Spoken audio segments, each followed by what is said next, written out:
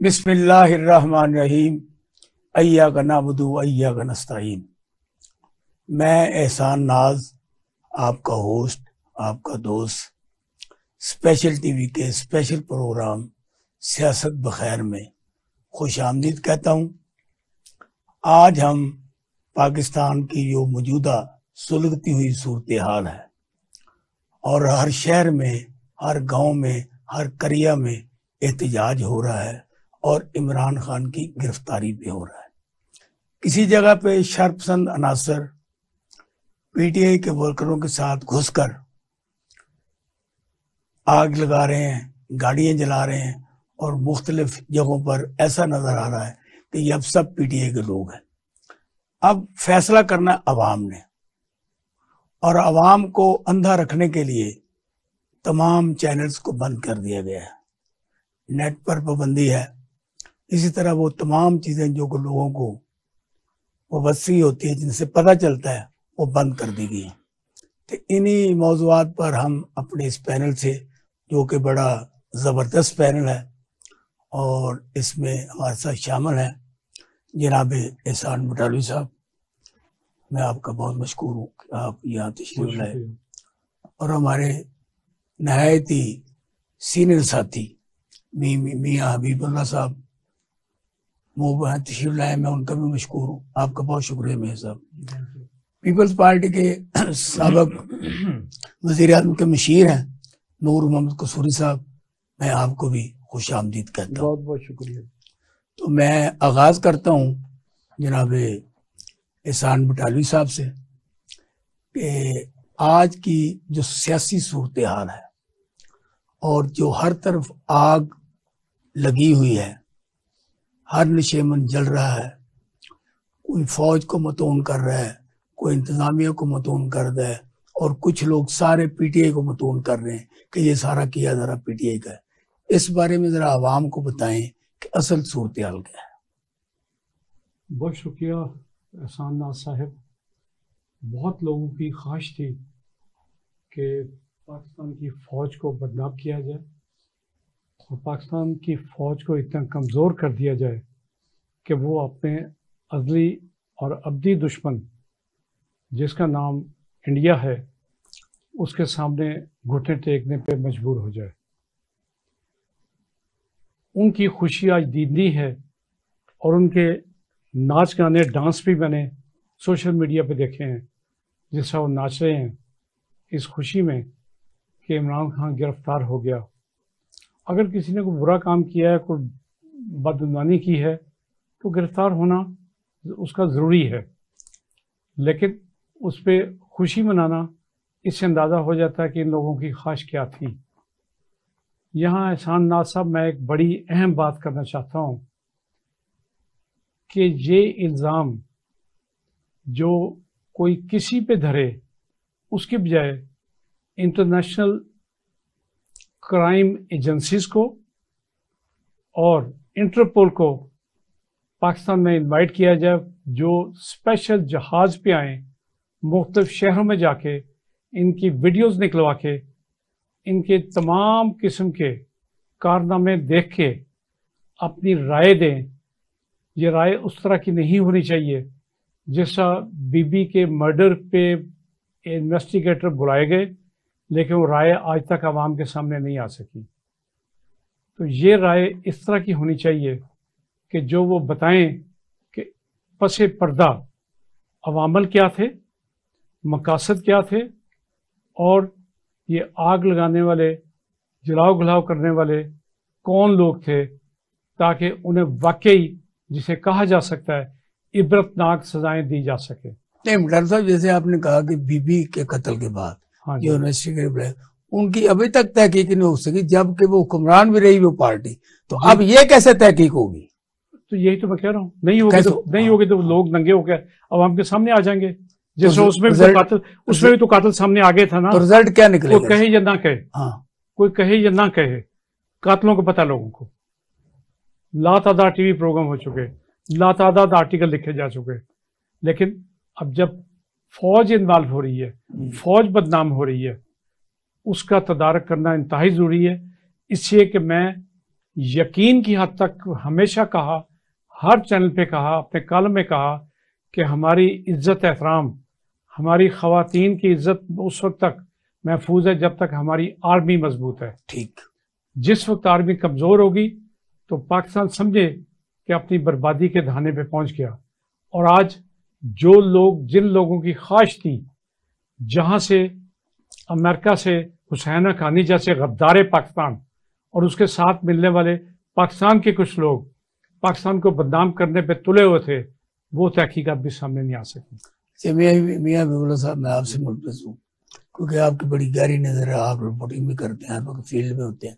ये जो कल और परसों जो वाकया हुआ है, इसके क्या असरात पाकिस्तान की तारीख पर मुरतब हो गए? हमने बहुत बड़ा नुकसान करके जवाब बनाया है कार्रवाई करने का, और वो जवाब मुकम्मल हो चुका है। अब कार्रवाई होनी है, ये नेटशल है। और सबको पता है कि ये सारा कुछ कैसे हुआ है, और बहुत सारे जो हैं सवालात वो लोगों के ज़हनों में खटक रहे हैं कि सियासी मुखालफत तो जो है वो तहरीक इंसाफ की, PDM की सियासी जमातों के साथ है। तो कोई मॉब जो है वो ना मॉडल टाउन मियां नवाज शरीफ, शहबाज शरीफ के ऑफिसेज या घरों की तरफ गया है, ना जाती उमरा की तरफ गया है, ना जो है वो बिलावल भुट्टो या जरदारी की किसी ऑफिस में या किसी उनके जमात के किसी ओहदेदार के घर में या ऑफिस में गया है, ना ही मौलाना फजलुर रहमान की तरफ किसी ने आंख उठाकर देखा है। ये सारा कुछ जो है घेर घार के आपने एस्टेब्लिशमेंट के साथ लड़ाई करवा दी है तहरीक इंसाफ की, और उनको उनके सामने खड़ा कर दिया। जिनकी भी ये सोच थी वो कामयाब हो गए हैं, और उन्होंने बड़े एहसन तरीके से जो है वो तहरीक इंसाफ को एस्टेब्लिशमेंट के सामने खड़ा कर दिया है, और एक जवाब भी पैदा कर दिया है गिराओ जलाओ करके कि जनाब अब आप इनके खिलाफ जो दिल चाहे कार्रवाई कर रहे हैं। और दूसरी तरफ इतने बड़े पैमाने पर, लार्ज स्केल पर ये इस किस्म के जो तोड़ फोड़ करके और हसास घरों में, अदारों के खिलाफ जो है वो एक कार्रवाई करवा कर ये जवाब पैदा कर दिया गया है कि जी जिस किस्म की चाहें आप कार्रवाई कर सकते हैं, और आवाम को एक मुतमईन करने की कोशिश की गई है कि नहीं, इन्होंने ये जुर्म किया था, इस वजह से इनके खिलाफ ये कार्रवाई बनती है और ये कार्रवाई की जा रही है। नासाब नजरियात कभी भी जो है ना वो आप उनको इस तरीके से जबर के साथ आप उन पर पाबंदी लगाकर उनको कट टू साइज करके ख़त्म नहीं कर सकते। नज़रियात हमेशा ज़िंदा रहते हैं। आज भुट्टो को 50 साल हो गए हैं, लेकिन उसका नज़रिया ख़त्म नहीं हुआ। इसी तरीके से एक भुट्टो का नज़रिया था, एक आज फी ज़माना जो है वो इमरान खान का नज़रिया है। तो आप इमरान खान को गिरफ्तार कर लें, उसको फारग कर दें, उस पर पाबंदी लगा दें, लेकिन उसके नज़रिए को आप ख़त्म नहीं कर सकेंगे। लिहाजा पाकिस्तान के साथ जिसने भी ये सारा प्लान किया था ना, उन्होंने पाकिस्तान के साथ खिलवाड़ किया है, और ये बहुत बड़ा खिलवाड़ है। आज की दुनिया बड़ी तब्दील हो चुकी है। ये हम आज भी 70, 80 और 90 की दहाई की जो सियासी हथकंडे हैं वो इस्तेमाल कर रहे हैं। और देखें, मैं अक्सर कहता होता हूं कि इमरान खान की जो सियासी जमात है ना, वो रवायती सियासी जमात नहीं है। उन्होंने वो क्लास को टच किया है जो बिल्कुल सियासत से लातल्लक थी, और एक खुशाइंद बात ये थी कि उस क्लास में शऊर आया, उन्होंने उनको आपने स्टेक होल्डर बनाया इस मुल्क का। तो उनमें एक जूत जलाई कि आप जो है ये आप क्यों लातल्लक होकर बैठे हैं, ये आपका मुल्क है, आपको इसमें अपना कंट्रीब्यूशन करना चाहिए। तो वो लोग आप अब उनके खिलाफ जो है वो आर्टिफिशियल तरीके से जो है उनको पाबंद करने की कोशिश कर रहे हैं, उनको जो है कटोसाइज करने की कोशिश कर रहे हैं। तो ऐसा मुमकिन नहीं होगा, और इसके बड़े खौफनाक नताइज बरामद होंगे। ये जो लोग ये समझ रहे थे ना कि वो उनको एक टारगेट मिला था और उसमें वो कामयाब हो गए हैं, वो भूल में हैं, वो इसके बड़े गहरे असरात पाकिस्तान पर मरतब होंगे। आप ये इतना आसान काम नहीं है। पाकिस्तान जो है वो इस वक्त जो है वो हमारे यहाँ बैनुल-अक़वामी ताकतें जो है वो पाकिस्तान में अपना खेल खेल रही हैं और उसके लिए ग्राउंड हमवार किया जा रहा है। पाकिस्तान में एक बाकायदा तौर पर प्लानिंग के जरिए जो है वो खास किस्म के हालात पैदा किए जा रहे हैं और हम इतने बेवकूफ लोग हैं कि हम जो हमें इशारे दिए जाते हैं हम उसके मुताबिक जो है परफॉर्म भी कर देते हैं और अपने आप हालात भी उस किस्म के क्रिएट कर देते हैं। पता नहीं अक्ल के अंधों को ये नजर नहीं आता कि पाकिस्तान में आपको माशी तौर पर बिल्कुल मफलूज करके रख दिया गया है। अब बाकी आप सियासी तौर पर आप खुद हालात इस किस्म के पैदा कर बैठे हैं कि आप के साथ जो मर्जी कुछ इस वक्त कर ले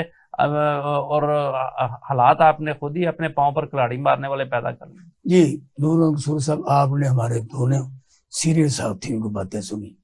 हालांकि चाहिए तो ये था मैं पहले आपसे बात करता, लेकिन क्योंकि आप हुक्मरान हैं और आपने जवाब देने हैं इसलिए मैंने तीसरे नंबर पे आपको रखा है। तो आप ये बताएं कि ये जो कुछ किया आपने, आपकी पार्टी भी इसमें शामिल है, जरदारी साहब का भी बयान आया है, बिलावल साहब का भी आया है और आपका भी अपने जज्बात हैं।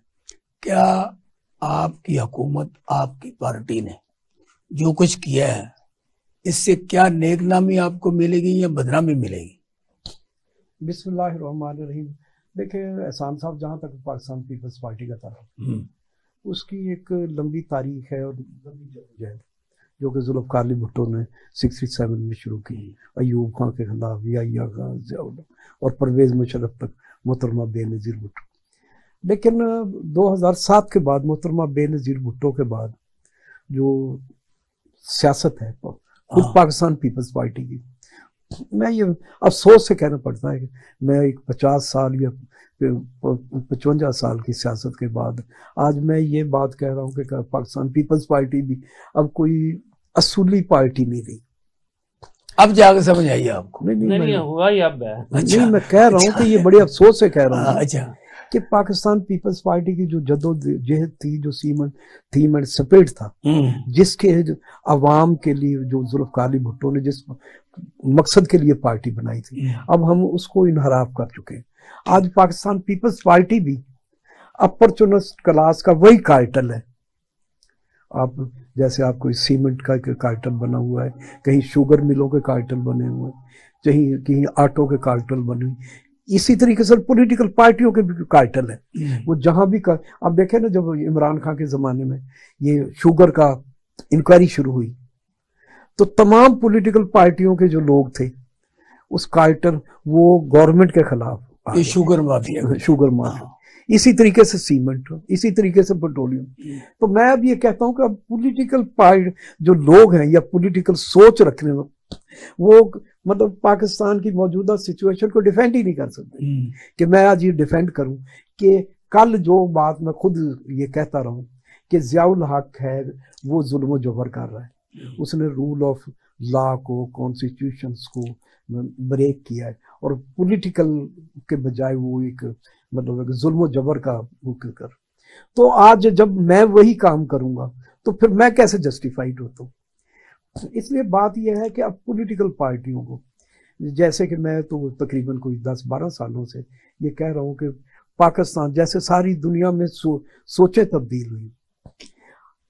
पहली बात है कि ज़ियाउल हक ने जो सारी जो कबाहत, इसको बहुत ज्यादा, ये नहीं कि दुनिया में करप्शन सदियों से चली आ रही है, कमी बेशी होती रहती है, लेकिन ये नहीं होता कि पूरे का पूरा सिस्टम ही करप्ट हो जाए। ये 85 के बाद ज़ियाउल हक ने जब कहा कि मैं अपने किले मजबूत कर रहा हूँ, तो उसने करप्शन को लीगलाइज इदाराती तौर पे शामिल किया और उसने गैर सियासी लोग जिनका सियासत से कोई ताल्लुक नहीं था, कोई बरादरियों के नाम पर, कोई यूनियन के नाम पर, कोई कारोबार के नाम पर इकट्ठे हुए और 85 में एक असम्बली आ गई जो कहा जाता है गैर सियासी, जो गैर सियासी उन्होंने काम किया। अब ये सूरत हाल हो गई है कि वो पॉलिटिकल पार्टीज, पहले वो ये यहाँ एक सिस्टम था, वो ये कहता था कि जब तक जियाउल हक ने कहा साहब पिछली 23 को छोड़े करंट पे बात आए 2 मिनटों में मैं बात 2 मिनटों में उधर ही आ। पहले हम ये कहते थे कि पाकिस्तान पीपल्स, उस वक्त तक जियाउल हक ने कहा कि मैं इलेक्शन नहीं कराऊंगा जब तक मुस्बत नताइज का मुझे यकीन हो। आज तमाम पॉलिटिकल पार्टीज वही बात कह रही हैं कि जब तक हमें ये यकीन नहीं दिलाते कि इमरान खान के हाथ पांव बांधे, इसको गैर मतलब इसकी पार्टी को वो अपना बैन करें, इसको ऐसा माहौल हो लेवलाइज फील्ड सो कॉल्ड, और लेवलाइज फील्ड को कह रहे हैं कि जिन्होंने कोई भी इलेक्शन, नवाज शरीफ के खानदान की हिस्ट्री है, 85 का ले लें, 90 का इलेक्शन ले लें, 93 का ले लें, 97 का ले लें, 2013 का ले लें, दो करब, उसमें जितनी भी धांधली हुई या जो भी कुछ हुआ सारा नवाज शरीफ के खानदान के फेवर में। आज भी आप जैसे कहा है कि पाकिस्तान पीपल्स पार्टी को, मैं पार्टी के दोस्तों से पूछता हूं कि यार पार्टी की हुकूमत है, हमसे लोग आके कहते हैं कि ये, वो कहते हैं यार पार्टी की हुकूमत तो ये समझ लें कि जुम्मा जांजी है, हुकूमत पार्टी की हुकूमत है तो शहबाज शरीफ की है, नवाज शरीफ की है, मरियम की। जो भी कुछ हो रहा है, जो पॉलिसियां बन रही हैं इस वक्त मौजूदा सिचुएशन में, आप देखें ना इसहाक डार है, वो वजीर खजाना है। नहीं नूर साहब मुझे बताएं, जितनी भी मराहत, जितनी सजाएं, नैब के मुकदमा सारे जितने इनके थे उतने जरदारी वो भी खत्म हो गए, भी खत्म हो गए। आप कैसा एक जुम्मा जांजी के साथ कह रहे हैं इसको? नहीं, जुम्मा जांजी ऐसे ही है ना कि चलो उन्होंने भी एक, जैसे आप ये कह रहे हैं कि बारात आई हुई तो 2-4 बंदे सारे लोट में जाहिर रल के, सर वो भी शामिल हो गए ना। अब आप ये नहीं कह सकते कि वो पाकिस्तान पीपल्स पार्टी की हुकूमत, अब तो एक अपॉर्चुनिस्ट क्लास का एक आर्टिकल, और जो एक खड़ा हो गया कि पाकिस्तान में democratic values, rule of law, constitution की सुपरमेसी ना हो। ये सीधी सी बात है। अब पाकिस्तान में सिर्फ एक राज होना है कि जो शहबाज शरीफ कहेगा, जो नवाज शरीफ लंदन से बैठ के कहेगा, मरियम जो यहाँ बैठ के कहेगी, वही पाकिस्तान का लॉ है, वही पाकिस्तान है, वही अवाम है। और मुझे ये बताएं, जब आसिफ अली जरदारी को जेल में रखा गया, उसके बाद तमाम जो वाकया सकनात आपके सामने है, एक दूसरे को पेड़ फाड़ने की, गले में पटा डाल के किसी ट्रेन की बातें की गई। अब वो दोनों भाई बन गए, ठीक है, वो जो बहन भाई बन गए, बलावर और नवाज शरीफ की बेटी, और शहबाज शरीफ और जरदारी साहब भाई भी बन गए। आप अब उनके नजरियात की मुखालफत कर रहे हैं यहाँ बैठ के, जिस तरह के इत्तेजाज हसन या तीसरे जोमा कर रहे हैं डट के, और उनको पार्टी से निकाल दिया गया, शोकत नोटिस दे दिया गया। आप भी तो इस तरफ नहीं जा रहे। नहीं, मैं तो देखे बात है कि चाहे एहसान साहब भी जानते, मैं खुद पिछले 10-12 साल मैं एक ये इस नतीजे से पहुंचा हूं कि मैंने ये जो जद्दोजहद की थी मेरी जात या मेरे खानदान में, वो इसलिए से नहीं की थी कि हमने एक अपॉर्चुनिस्ट, एक डाकू को या चोर को मतलब लगाए के उससे निजात अभी और खुद मैंने चोरी करनी या मैंने ये गलत काम करने। हमने तो मुल्क के लिए की थी कि पाकिस्तान में रूल ऑफ लॉ हो, लोगों को ये सहूलत हो, लोगों को बराबरी की सतह पर तालीम हासिल करने, कारोबार हासिल करने की वो जद्दोजहद वो इतनी छोटी नहीं थी कि मैं कोई एक प्लाट दे के बैठ जाऊं या कोई वजारत, मुझे मैं एडवाइजर का बन गया प्राइम मिनिस्टर का, तो मैं ये कह सकता हूँ कि प्राइम मिनिस्टर का कसूरी साहब से बात हो रही थी, तो छोटा सा वक्फा लेते हैं, वक्फे के बाद वापस आते हैं, तो हम यहीं से शुरू करेंगे, जाइएगा नहीं, हम आते हैं थोड़ी सी ब्रेक के बाद।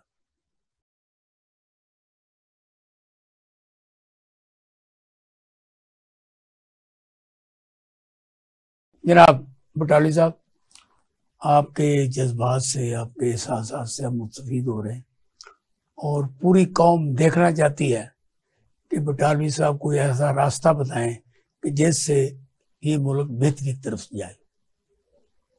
इरफान साहब, आपने भी, कसूरी साहब ने भी, और मेरे मुहतरम हबीब साहब ने भी सियासी पार्टियों की और सियासत की बात की। क्या सियासत सिर्फ इनके दामाद की है? क्या इनके सारे दामाद जो हैं सिर्फ वही सियासतदान है पाकिस्तान में? सारे मामे चाचे ताए भांजे भतीजे सिर्फ वही सियासतदान है। मुझे कोई पार्टी दिखा दे स्वाय पीटीआई के, जहां ना उसका कोई बेटा है, ना भाई है, ना बहन है सियासत में। तो आ जाएगा यार, ये कौन सी बात है? जब है ही नहीं तो आएगा कहां से?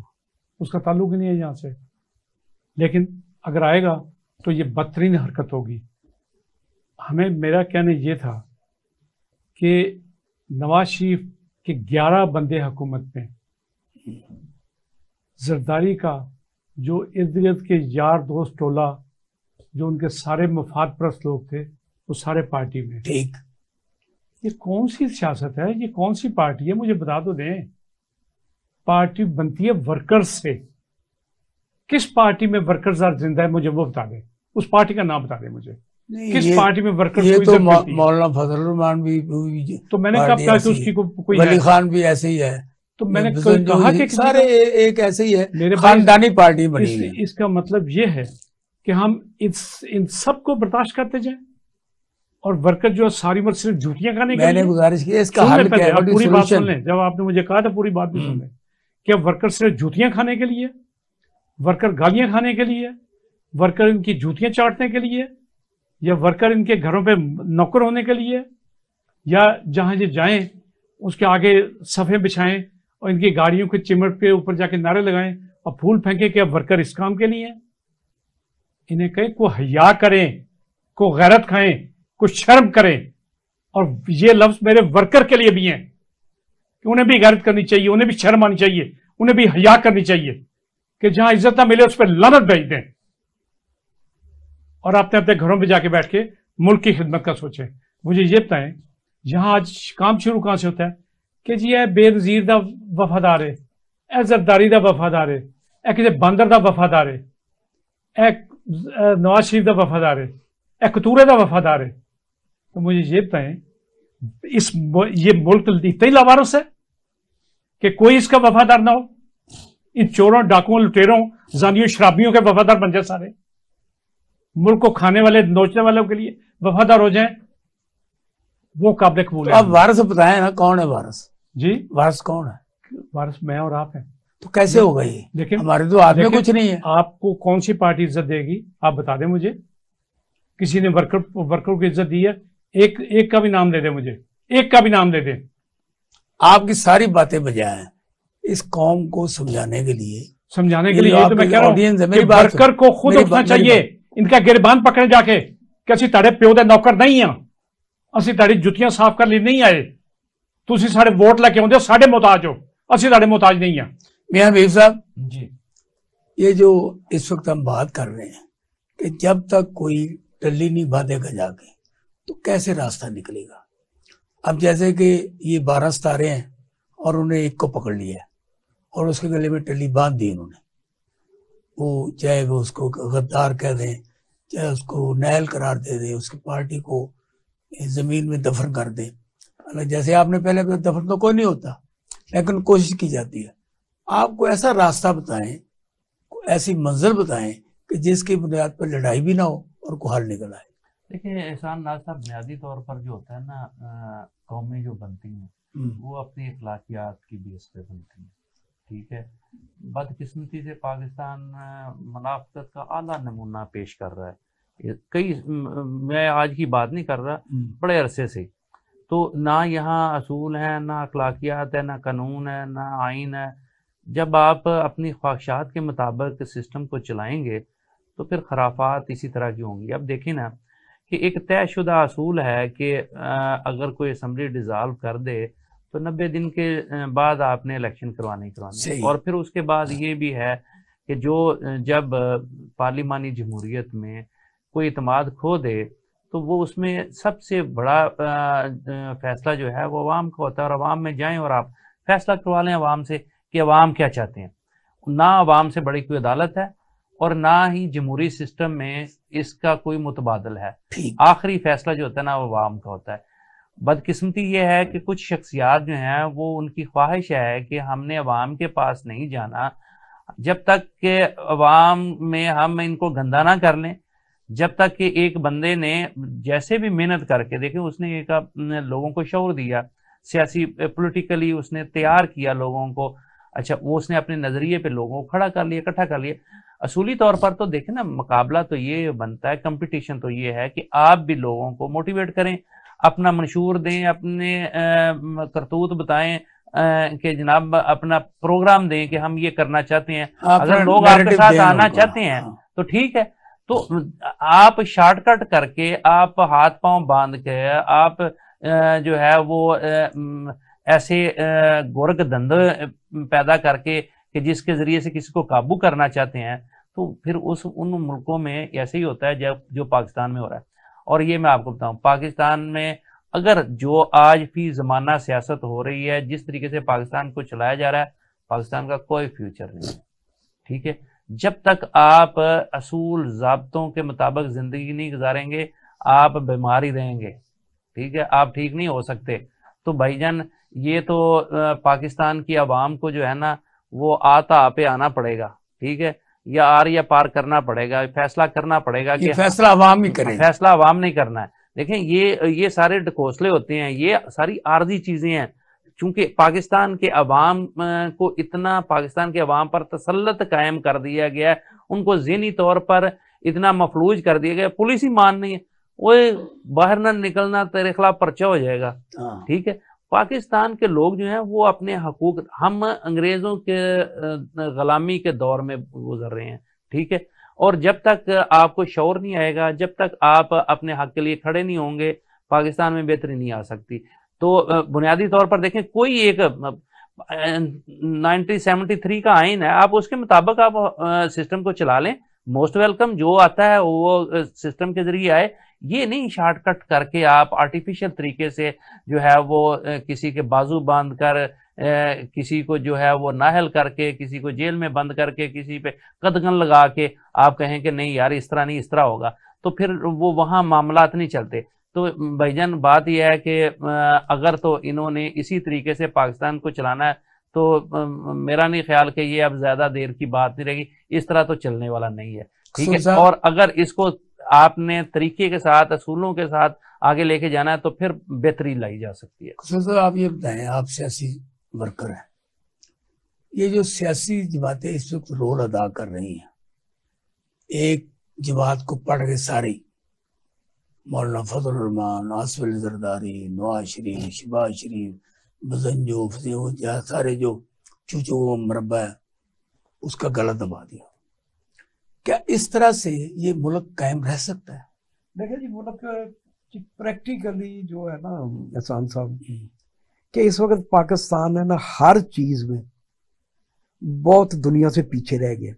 इस वक्त पाकिस्तान का जो है ना इकोनॉमिकली, पॉलिटिकली, डेमोक्रेटिक, 3-4 कोई, बल्कि एथोपिया, रात में एक बात एक जगह का, एथोपिया भी हमसे मतलब गए कि इकोनॉमिकली आगे चला गया, अफगानिस्तान भी आगे चला गया, बांग्लादेश कोई 50 साल, कोई 60 साल, कोई। दूसरा ये जो होता जा रहा है कि पाकिस्तान है अब रनएबल से नीचे तो जा रहा है कि इसको जो, लेकिन आज भी इसको अगर सही तरीके से, मैं ये जो पॉलिटिकल ये समझता हूँ कि पाकिस्तान की आर्मी है वो इस पोजीशन में है आज कि पॉलिटिकल सेटलमेंट के लिए लोगों को वो बिठाए। अब पॉलिटिकल जो पार्टीज हैं वो तो आपस में पहले लड़ रही हैं, उन्होंने तो नहीं बैठना, और ना ही कोई ऐसी इज्जतदार शख्सियत रह गई है जैसे कोई नवाब नसरुल्लाह साहब थे, ये जो पॉलिटिकल पार्टियों को जमात इस्लामी ने शुरू किया था यार, ये नहीं, लेकिन वो प्रैक्टिकल देखें जी, उनका भी एक अजीब किस्म की बात है ना कि वो मौलाना सराजुल हक साहब, क्या नाम है उनका, सराजुल हक, कि वो पीटीआई के टिकट पर सेनेटर बनता है और वोट वो अगले दिन नवाज शरीफ के कैंडिडेट को दे देता है। उनका किरदार भी जो है ना बड़ा एक अजीब किस्म का मशकूक सा ही रहा है, इसलिए वो इस पोजीशन के लोग नहीं है कि वो पॉलिटिकल पार्टियों को बिठाएं। पॉलिटिकल पार्टियों को बिठाने के लिए आज भी मतलब अगर कोई इदारा है, मैं ये समझता हूँ कि आधे घंटे में तमाम पॉलिटिकल पार्टीज को आज भी आर्मी इस पोजीशन में है कि वो बिठाए। और मैं कहता हूँ कि ये बल्कि ये आर्मी को आज से 2 साल पहले भी करना चाहिए था, आज भी करना चाहिए था, आज पिछले 10 साल पहले भी करना, कि एक पॉलिटिकल पार्टीज को लाकर एक चीज पर सेट, इकोनॉमिकल, पॉलिटिकल और डेमोक्रेसी पर। ये नहीं है कि दो दिन एक आदमी सूर साहब को आइन और कानून की बात तो नहीं कर रहे, उनका तो नहीं ये कानून है यार, मुल्क के क्या इंस्टीट्यूशन किस लिए नहीं, होते नहीं, हैं? मुझे ये बताया ना, सेटलमेंट फौज कैसे करा सकते? नहीं क्यों नहीं करा सकते? दो मुतारफ देखो, ग्रुप बात ये मुतारफ ग्रुप ने हाँ। वो किसे बनाए कि भाई आप एक आदमी भाई उन्होंने तो ये ग्रुप बनाए हुए हैं। नहीं, वो फिर ये मुल्क देखे तमाम सियासी पार्टियां कहां से पैदा हुई सर हैं? आपकी बात तो 1000% सही है, लेकिन बात यह है मेरे ब्रदर अजीज, जब आपने कहा है कि कोई सेटलमेंट कैसे हो सकता है, और मैं ये समझता हूँ कि अब हमारे पास वो वक्त रोज बरोज कम होता जा रहा है जो, और पाकिस्तान का जो इस्तेहकाम है माशी सियासी आईनी वो रोज बरोज बढ़ता जा रहा है, जो कि मुल्क के लिए बहुत खतरनाक है। इस वक्त हमारी जो सूरत हाल है, हम इकोनॉमिकली ना बांग्लादेश के बराबर हैं, ना इंडिया के बराबर है, ना ईरान के बराबर है, ना ये अपना अफगानिस्तान से भी है। अफगानिस्तान में जो डॉलर है 110 रुपए का है, हमारा 300 का। बात यह है 303 रुपए का, 307 का, 307 का भी। अफगानिस्तान में 107 का है। बात यह है कि सर ये कहीं ना कहीं देखे तो वो कहते हैं ना कि जब आपने मुल्क को मतलब या कोई इलाज करना है तो बाज दफा जब आपने ऑपरेशन की थिएटर में ले जाते हैं तो बाज दफा थोड़ा बहुत 19-20 भी आप कर लेते हैं। मैं ये समझता हूँ कि ये जो चीज की ये एक साजिश है। पहले ये पाकिस्तान पीपल्स पार्टी के खिलाफ इस्तेमाल होती थी तमाम पॉलिटिकल पार्टी कि वो यहाँ की थ्योरी बन गई है जो अपॉर्चुनिस्ट क्लास की, कि पाकिस्तान की जो डेमोक्रेटिक फोर्सेस और आर्मी की लड़ाई होगी तो हमारे लिए रास्ता निकलेगा। आज अगर डेमोक्रेसी है, जो जमहूर है, वो जैसे भी समझे वो आज इमरान खान के साथ खड़ा है, इसमें किसी किस्म को। लेकिन बात यह है कि ये बात मैं ये नहीं कहता कि दूसरी बात, लेकिन पहली तो बात यह था कि प्रोसेस चल रहा था, उसको आपने डीरेल किया, उसको चलने देते, साल तो एक ही रह गया था, उसको दूसरी मर्तबा अवाम न लाते, लेकिन आपने एक पूरे सिस्टम को पहले डीरेल कि अब तमाम जो ये जो मियां नवाज शरीफ, मरियम, दूसरे लोग हैं उनकी केसेस वगैरह खत्म किए, उनको एक फिर हवा बना के खड़े हुए। अब वो आदमी इमरान खान की, अगर मैं अब ये बात मैं एक पाकिस्तानी के तौर पर कह रहा हूं कि इमरान खान की गलती क्या है कि वो सिर्फ उसने कंप्रोमाइज नहीं किया, उन्हें शऊर दिया अवाम को, असल बात नहीं, है। मैं क्या उसने कंप्रोमाइज नहीं किया ना, पर मतलब गाय के अगर वो भी कंप्रोमाइज, जैसे कि उस पर भी मतलब उसकी अपनी पार्टी के भी लोग जैसे कई उसको छोड़ गया, जैसे जहांगीर तरीन था, ये दूसरे क्या थे यहाँ से अलीम खान वगैरह, ये कई ऐसे लोग कि वो भी, क्योंकि अपॉर्चुनिस्ट क्लास वो भी यही चाहते थे कि इमरान खान भी उसी तरीके से चले जैसे पहले सिस्टम चल रहा था, कि पहले वो मालूम मताल बना रहे थे, अब हम बनाएंगे। लेकिन जब उन्होंने देखा कि वो सिस्टम पे वो चल नहीं रहा तो वो भी उन्होंने भी रास्ता इख्तियार किया। तो बात यह है कि जब आप एक सिस्टम को, अगर आपने आज भी सिस्टम अगर करना है तो सिर्फ है कि ये दूसरा हमारा इदारा जैसे जुडिशरी है वो भी बेहतर रोल अदा कर सकती है, लेकिन प्रैक्टिकली होना आज भी है, 2 साल बाद करें, 100 साल बाद करें, 6 महीने बाद करें, करना आर्मी को ही पड़ेगा। ये डॉक्टर साहब, ये जो निगरान सेटअप था बनाया गया, ना उसने इलेक्शन करवाए, आपका ख्याल है निगरान सेटअप था? अच्छा बात सुन, अब क्या इस वक्त उनके अहकामात जो हैं जो एक्ट कर रहे हैं वो उसके बारे में आप मेरे भाई, हाँ, वो निगरान सेटअप नहीं था, वो एक खास मकसद के लिए बनाया गया था और मकसद की तरफ बढ़ रहे हैं वो रोज। हैरान सेटअप था बस अच्छा। आपके सामने वो मकसद पूरा हो रहा है, और उसके बाद जो बेनिफिट उन्हें लेने हैं वो भी ले रहे हैं और लेते रहेंगे। तो हल वही है कि कोई थर्ड पार्टी, गैर जानबदार बंदे, गैर जानदार कोई साबिक जजेस हों, साबिक जनरल्स हों, वो बैठें और इनके आपस में मुज़ाकरात कराएं। लेकिन उसके साथ वो ज़रूरी है जो मैंने पहले कहा कि इन्हें पाबंदी लगा दें कि इनके दामाद, चाचे, मामे, ताए, उनको टिकट नहीं मिलेगी, वो इलेक्शन नहीं लड़ सकते, कानूनन पाबंदी लगा दें। और इन पे पाबंदी लगाएं कि ये जो इनके प्रॉपर वर्कर हैं फ्रॉम डे 1 से, उनमें से उनको टिकटें दिए जाएंगी। और वो इस मुल्क के लिए कुछ करे। इसके अलावा आप टकरे मारते रहे। मुतालिब साहब, इलेक्शन में बड़ा पैसा लगता है, आप ये कैसी बात करो? इलेक्शन पैसा इसलिए लगता है कि ये हराम खाते हैं, हराम खाना बंद कर दें। अगर इलेक्शन पे 10 करोड़ रुपया खर्च करके आता है तो उसे 50 करोड़ बनाना भी है। एहसान साहब, आपको नहीं पता इस चीज का? मैंने जो बात आप मुझे बता दें, आपको नहीं पता इस चीज का? मुझे सवाल का जवाब दे दें, हाँ या ना में। मुझे हाँ या ना में जवाब दें पहले। मुझे सारा पता है इस बात। बस दैट्स ये काफी है। मैं सिर्फ ये कहता हूँ, अब जब एक कैंडिडेट वोट मांगने की जाता है ना किसी मोहल्ले में, मेरे भाई, अगर वो छोटी गाड़ी में जाए ना, लोग उसकी तरफ देखते भी नहीं है। सर, भुट्टो ने साइकिलों वालों को वोट दिया और एमपी हो गए। क्यों हुए? उस पे एतबार था लोगों को। बाद में क्या हुआ? नहीं, बात यह एहसान साहब, सॉरी मैं बीच में थोड़ा सा बताएं कि जिस दिन मुझे एमएनए का टिकट मिला, आप यकीन करें, मैं अपनी बात कर रहा हूँ कि मेरी जेब में सिर्फ 2 रुपए थे। मैं गांव से आया हूँ, 1.5 रुपए बस में लग गए। 4 आने आगे टांगे पे बैठ के गया तो स्टेशन पहुंच गया। तो और 4 आने का मैंने अखबार ले लिया कि जिसमें वो लिस्ट आई थी ना, किन किन को कैंडिडेट एमएनए। मेरे पास कोई पैसे, शाम तक आप यकीन जाने मेरे पास 20-25 हजार रुपए थे मेरी जेब में। कोई कह रहा है हाफिज साहब फिक्र ना करना, मैं तेरे वास्ते इश्तिहार छुपाऊंगा, कोई कुछ कर रहे। आप यकीन करें, मेरे मुकाबले में किसी बंदे ने ना बरादर इलेक्शन नहीं लड़ा, कोई कॉन्टेस्ट में ना जमात इस्लामी का आया मेरे मुकाबले में, ना मुस्लिम लीग का आया। उन्होंने कहा कि एक ये बंदा सही समझ आ गया।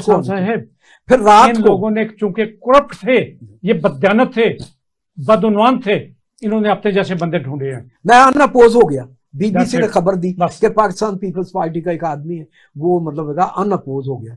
तो फिर जाके यहाँ से 9 बजे इन्होंने एक कैंडिडेट लाहौर से तैयार किया और वो गया। और फिर अदालत ने फिर भी वो लिखा कि आज जो 9 बजे का वक्त है, 3 बजे का वक्त समझा जाएगा। बात यह है कि लोगों को एतमाद होना चाहिए। और दूसरी बात जो मैं कहता हूँ, आज भी कर लें कि अब ये कारोबार और सियासत इकट्ठे नहीं चल सकते। मियां हबीब साहब जी, आपने इन दोनों हमारे नौजवान सियासतदानों की बातें सुनी।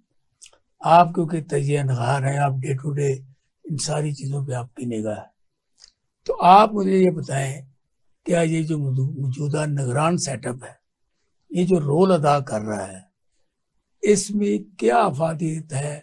क्या इनके अहकामात को लोगों को मानना चाहिए या नहीं मानना चाहिए?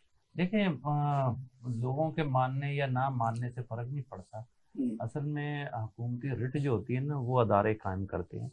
तो अदारे जिनके साथ होंगे, जिनके अहकामात काबिल कबूल होंगे, वही परफॉर्म करेंगे, वही जो है वो ऑर्डर भी देंगे और उस पर इम्प्लीमेंट भी होगा। एक सेकंड जी साहब, और इदारों में चुन चुन के अपने खानदानी गुलाम लगाए जाए, तो उन इदारों ने परफॉर्म क्या करना है?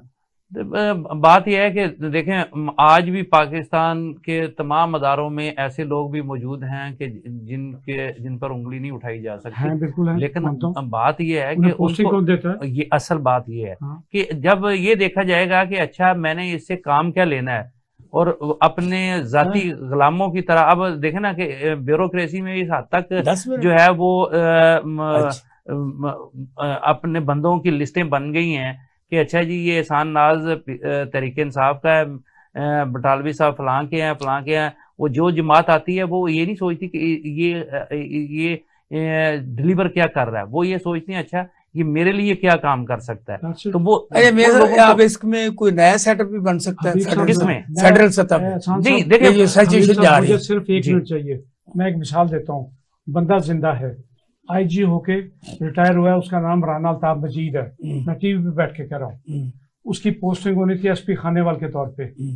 शहबाज शरीफ को इंटरव्यू देने गया, वो सामने बैठा था। शहबाज साहब उठ के यहाँ आए, यहाँ से क्राउन पकड़ा और ये कहा, इसरा बंदा जिंदा, बुला ले उसे, ये कहा इसकी लालठी इसके साथ होनी चाहिए। लानत ऐसी पोस्टिंग पे, लानत ऐसे लोगों पे जो पोस्टिंग ले इस तरह की, लानत ऐसे लोगों पे जो इस तरह की पोस्टिंग दें। अच्छा, बात यह है कि देखें, मामला ना बहुत ज्यादा खराब हो चुका है। आखिरी जो हमें जिससे उम्मीद थी ना, वो अदालत थी। ठीक, आपने सीधी सी बात है, आपने चीफ जस्टिस ऑफ पाकिस्तान को इतना दबाव उस पर डाला है कि आपने मफलूज करके रख दिया अदालतों को। ठीक है, और आज जो कुछ भी हो रहा है, ये अपनी मन मर्जी के फैसले करवाए जा रहे हैं। ठीक है, उसके बाद देखें कि अदालतें के फैसला करती हैं, उस पर आपने चूंकि थानेदार आपके पास है, आपने इम्प्लीमेंट नहीं होने देना, तो फिर अदालतों का भी कोई फायदा नहीं है। ठीक है, पाकिस्तान जो है आज ख्वाहिशात के मुताबिक चलाया जा रहा है, किसी असूल ज़ाब्ते के मुताबिक नहीं चलाया जा रहा।